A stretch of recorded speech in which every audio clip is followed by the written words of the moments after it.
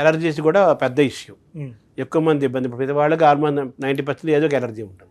ఆయుర్వేదంలో ఎలర్జీస్ని ఎలా చూస్తారు? ఎలర్జీ అంటే సింపుల్ అండి, మీకు తెలిసిందే, ఇమ్యూనిటీ సిస్టమ్, రోగ నిరోధక శక్తి, ఇమ్యూన్ సిస్టమ్ అనేది వీక్ అయినప్పుడు ఎలర్జెన్స్ అనేవి మన ఒంటి మీద దాడి చేస్తాయి. దాడి చేసినప్పుడు తెలియకుండానే మనకి రకరకాల సిమ్టమ్స్, అంటే డస్ట్ ఎలర్జీ ఉంటుంది, కొంతమంది పోలిన్ గ్రెయిన్స్ సంబంధించిన ఎలర్జీ ఉంటుంది, కొంతమంది పేపర్ చదవగానే తుమ్ములు వస్తూ ఉంటాయి, ముక్కులు పట్టేస్తుంటాయి, ముక్కులు పట్టేసి తుమ్ములు వచ్చినట్టు ఉంటాయి, కొంతమంది స్కిన్ మీద ర్యాషెస్ వస్తుంటాయి. ఏదైనా ఎలర్జీ అనేది మన రోగ నిరోధక శక్తి, ఇమ్యూనిటీ సిస్టమ్ సంబంధించిన ప్రాబ్లం కాబట్టి ఇమ్యూన్ సిస్టమ్ని జాగ్రత్తగా యాక్టివేట్ చేసుకొని ఇమ్యులాజికల్ సంబంధించిన మెడిసిన్స్ ఏదో ఆయుర్వేదికలు అవి వాడుకుంటూ ఉండి కొంతకాలం ఆ ఇమ్యూనిటీ సంబంధించిన ఆ కారకాలు ఏదైతే ఉన్నాయో, ఎలర్జీకి సంబంధించిన కారకాలు ఏదైతే ఉన్నాయో ఆ కారకాల జోలికి వెళ్ళకుండా ఈ మందులు వాడుకుంటా ఇమ్యూన్ సిస్టమ్ని యాక్టివేట్ చేసుకొని రోగ నిరోధక బాగా పెంచుకున్నాం అనుకోండి, మళ్ళీ ఎలర్జీ అనేది రాకుండా డెఫినెట్గా దాని నుంచి ప్రివెంట్ చేయొచ్చు. సో ఆయుర్వేదంలో వాడే మందుల్లో బంగారం అవన్నీ వాడతారని, కాబట్టి ఆయుర్వేద మందులు చాలా కాస్ట్లీ అని అంటుంటారు కదా, దాన్ని ఎలా చూడాలి? మీరు అన్న పాయింట్ చాలా ఇంపార్టెంట్. ఎందుకంటే ఆయుర్వేదిక్లో చేసే ట్రీట్మెంట్స్ కూడా 2 రకాల వైద్యులు ఉంటారు. అంటే మెడిసిన్స్ ఇచ్చి పంపించేవాళ్ళు, పంచకర్మ చికిత్స చేసేవాళ్ళు. ఈ మెడిసిన్స్ ఇచ్చి పంపించే వాళ్ళు ఏంటంటే బంగారాన్ని వాడరు, బంగారాన్ని ప్యూరిఫై చేసి భస్మం అంటాం, స్వర్ణ భస్మం. చాలామంది స్వర్ణాన్ని అట్లాగా వాడతారనుకుంటే దానివల్ల కొన్ని ప్రాబ్లమ్స్ వస్తాయి. స్వర్ణ డైరెక్ట్గా అట్లా వాడరు, మెటల్స్ వాడతారని. మెటాలిక్ ఫామ్లో కాకుండా యాష్ ఫామ్లో, అంటే భస్మం ఫామ్లో, అంటే దాన్ని బాగా కరిగించేసి దాన్ని మెత్తగా బాగా బాయిల్ చేసి యాష్ లాగా బూడిదలాగా చేస్తారు, భస్మం అంటాం. దాన్ని స్వర్ణ భస్మాన్ని వాడతారు. అది కూడా ఈ ఓపీ ప్రాక్టీస్, అంటే పంచకర్మ చికిత్స లేకుండా చిన్న క్లినిక్ లాగా పెట్టుకొని వచ్చిన పేషెంట్కి మందులు ఇచ్చి పంపించే డాక్టర్స్ ఉంటారు, వాళ్ళు చేస్తారు. మేము పంచకర్మ చికిత్సలు చేస్తాం. మేము కూడా పంచకర్మ చికిత్సలు ఎవరికైతే ఎలిజిబిలిటీ కాదో, అంటే కొంతమందికి బాగా సివియర్గా ఉంటుంది ప్రాబ్లం, యాక్చువల్గా అయితే పంచకర్మ చేయాలి వాళ్ళకి, కానీ పంచకర్మ చేస్తున్నానికి ఆ పేషెంట్ సన్నద్ధంగా లేడు, లేదంటే ఆ పేషెంట్కి సెట్ కావట్లేదు అనుకోండి, వాళ్ళకి అప్పుడు ఏం చేస్తాం, పంచకర్మ ఎఫెక్ట్ రావడం కోసం ఈ స్వర్ణ ఔషధాలు, అంటే ఈ స్వర్ణ భస్మం సంబంధించిన ఔషధాలు ఇస్తాం. స్వర్ణ ఔషధాలు వాడినప్పుడు, స్వర్ణ భస్మాలు ఈ స్వర్ణ సంబంధించిన ఔషధాలు వాడినప్పుడు కొంచెం కాస్ట్లీగానే ఉంటుంది, కానీ రెగ్యులర్గా వాడే మందులు అయితే అంత పెద్ద కాస్ట్లీగా ఉండవండి.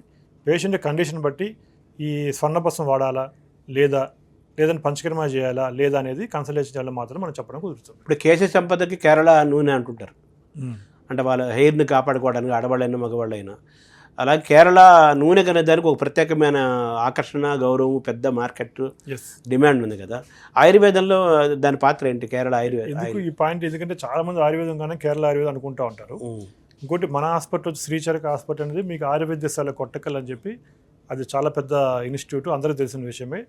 దానికి సంబంధించిన ఆధార్ డీలర్స్ మనం ఇక్కడ యాక్చువల్లీ ఆయుర్వేదశాల కొట్టకల్ అనే వాటికి మేము ఎందుకు మందులు, కేరళ మందులు, హైదరాబాద్ మందులు, లేదంటే తమిళనాడు మందులు ఎందుకు డిఫరెన్స్ వస్తుందంటే, కేరళలో సహజ సిద్ధంగానే అడవి ప్రాంతం, అంటే ఫారెస్ట్ అనేది బాగా ఎక్కువ ఉంటుంది, గ్రీనరీ బాగా ఉంటుంది అక్కడ పెరిగే మొక్కలు కూడా సహజ సిద్ధంగా పెరుగుతాయి.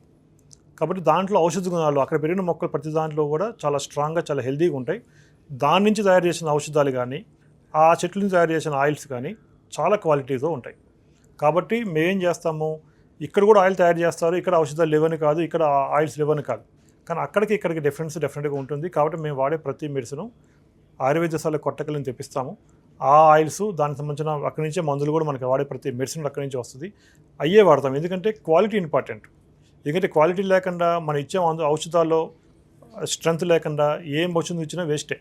కాబట్టి పేషెంట్ బెనిఫిట్ అవ్వాలంటే మాత్రం డెఫినెట్గా మన కేరళ నుంచి ఈ ఆయిల్స్ తెప్పించి కేరళ నుంచి చెప్పిన ఔషధాలతో మనం ట్రీట్మెంట్ చేస్తాం. కాబట్టి మా దగ్గరకు వచ్చే పేషెంట్లు గ్యారంటీగా మంచి రికవరీతో 100కి 99.99% సక్సెస్ రేట్తో మా దగ్గర ట్రీట్మెంట్ అనేది గ్యారంటీగా దొరుకుతుంది. తర్వాత యాంటీ ఏజింగ్ అనేది బాగా వినపడుతుందన్నమాట. ఆయుర్వేదంలో యాంటీ ఏజింగ్కి మనం ఎలా అడ్రస్ చేస్తాం? యాంటీ ఏజింగ్ అంటే ఏముంటుందండి, మరి మనకి ఉన్న మైండ్ సెట్టే అది. అంతే. అంటే వాడు చూడటానికి ఇప్పుడు being healthy, looking healthy, feeling healthy, 3 రకాలు చూడాలి. చూడటానికి ఆరోగ్యంగా ఉంటాము, ఒరిజినల్గా ఆరోగ్యంగా ఉంటాము, తర్వాత వాడు వయసు కంటే తక్కువ కనిపించటము, ఆరోగ్యంగా ఉన్నాడని మనకు అనిపించటము, ఇన్ని చాలా ఉంది కదా. ఈ యాంటీ ఏజింగ్ మీరు ఏదైతే అడిగారు వీటన్నిటికీ ఒకటే ఏంటంటే రెగ్యులర్గా సర్వీసింగ్ కావాలి.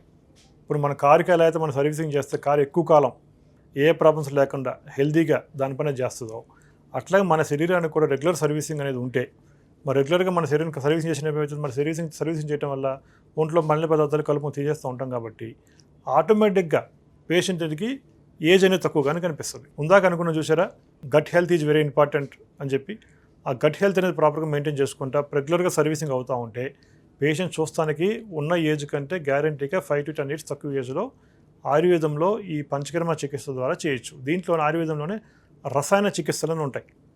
ఈ రసాయన చికిత్సలు very very very important. Age తక్కువ కనిపించాలి, యాంటీ ఏజింగ్ థెరపీ కావాలి అనుకుంటే ఈ రసాయన చికిత్సలు చేసుకోవడం అనేది వెరీ వెరీ వెరీ ఇంపార్టెంట్. ఈ రసాయన చికిత్సలు చేయాలంటే ఫస్ట్ మన ఒంట్లోనే కలుపు మొక్కను తీసేయాలి. అంటే పంచకర్మ చికిత్సలు అయిపోయిన తర్వాత నెక్స్ట్ స్టేజ్లో పేషెంట్కి రసాయన చికిత్సలు చేస్తాం.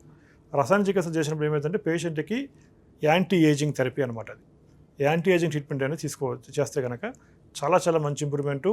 వాళ్ళు ఉన్న ఏజ్ కన్నా చాలా తక్కువ ఏజ్లో కనిపిస్తారు, చాలా హెల్తీగా ఉంటారు, స్కిన్ కూడా చాలా హెల్తీగా, చాలా టోనింగ్గా, చాలా బాగున్నట్టు మనకు తెలుస్తూ ఉంటుంది. సరే, ఇన్సూరెన్స్ అనేది చాలా ఇంపార్టెంట్ అంటారు. ఇప్పటికీ ఇన్సూరెన్స్ చేసుకున్న వాళ్ళకంటే చేసుకోవాల్సిన వాళ్ళే చేయించుకోవాల్సిన వాళ్ళు ఎక్కువ మంది ఉన్నారు. అయితే ఇన్సూరెన్స్ అనగానే మనకు కార్పొరేట్ హాస్పిటల్స్కి లేకపోతే ఎలోపతికి దీనికి ఎక్కువ మంది ఉపయోగించుకుంటారు. ఆయుర్వేదం కూడా ఇన్సూరెన్స్కి ఏమైనా ఉందా అసలు? ఒకప్పుడు కరోనా రాకముందు చాలామంది పేషెంట్లు ఇన్సూరెన్స్ మీద పెద్ద ఫోకస్ చేసేవాళ్ళు కాదు. కరోనా మహమ్మారి వచ్చిన తర్వాత, కోవిడ్ వచ్చిన తర్వాత చాలా ఇన్సూరెన్స్ కంపెనీలు ఆయుష్ థెరపీస్ అంటే ఆయుర్వేదిక్ కానీ ఈ ట్రీట్మెంట్స్ కూడా ఇన్సూరెన్స్ ఫెసిలిటీని ఇచ్చింది. అంటే క్యాష్లెస్ కానీ రీఎంబర్స్మెంట్ కానీ. అదృష్టం ఏంటంటే మన హాస్పిటల్కి ఆ ఫెసిలిటీ ఉంది. కానీ మన దగ్గర ఏమైనా సీఎం రిలీఫ్ ఫండ్ కూడా కొంతమంది క్లెయిమ్ అవుతూ ఉంది. స్టార్ హెల్త్ అని, హెచ్డిఎఫ్సి ఎర్గో అని, ఈ రకరకాల ఇన్సూరెన్స్ కంపెనీస్ కూడా ఇంకేనో సిజిహెచ్ఎస్ కూడా, కొంతమంది ఫుడ్ కార్పొరేషన్ ఇండియాలో పనిచేసే ఎంప్లాయీస్ కూడా రీసెంట్గా సిజిహెచ్ఎస్లో కూడా వాళ్ళకి రీఎంబర్స్మెంట్ వచ్చింది. ప్లస్ కొత్తగా మీకు తెలిసి ఉంటుంది, రీసెంట్గా జీ మనీ అని ఒక వచ్చింది. జీ మనీ ఏంటంటే మీరు హైదరాబాద్లో ఉన్నారు, మీకు బిల్ అవుతుంది, మీకు డబ్బులు లేవు కట్టుకోవడానికి, ఇన్సూరెన్స్ రాదు, మరి మీరేం చేయాలి? వీళ్ళు ఏం చేస్తారంటే మీకు ఎలిజిబిలిటీ ఉంటే ఆ ట్రీట్మెంట్ డబ్బులు వాళ్ళు ఇస్తారు. ఎవరికి ఇస్తారు? డాక్టర్కి ఇస్తారు. మీరు ఏం చేస్తారు? ఈ ఇంట్రెస్ట్ ఏమి లేదు, సంవత్సరం 2 సంవత్సరాల పాటు మీకు ఎంత కట్టగల 100 నెలలు కట్టుకుంటే కూడా వెళ్ళిపోవచ్చు. అట్లా జీ మనీ అని కొత్తగా వచ్చింది. ప్లస్ ఆయుష్ డిపార్ట్మెంట్ కూడా, ఇన్సూరెన్స్ కంపెనీలు కూడా ఇప్పుడు ఆయుష్ డిపార్ట్మెంట్ కూడా క్యాష్లెస్ రీఎంబర్స్మెంట్ చాలా మందికి ఇస్తూ ఉంది. అవన్నీ కూడా మన హాస్పిటల్ అవుతూ ఉన్నాయి. కాకపోతే ఇన్సూరెన్స్ ఉండాలి, ఇన్పేషెంట్ అడ్మిట్ అవ్వాలి. మన హాస్పిటల్ ఇన్పేషెంట్ ఫెసిలిటీ కూడా ఉంది కాబట్టి పేషెంట్ వచ్చి అడ్మిట్ అవుతారు. అడ్మిట్ అయిన తర్వాత మేము అన్ని రకాల బిల్స్ ప్రొవైడ్ చేస్తాం. డెఫినెట్గా వాళ్ళకి క్యాష్లెస్ కానీ రీఎంబర్స్మెంట్ కూడా డెఫినెట్గా వస్తుంది. సో ఇన్సూరెన్స్ ఫెసిలిటీ మీ దగ్గర ఉంది? ఎస్. థ్యాంక్ యూ డాక్టర్ గారు.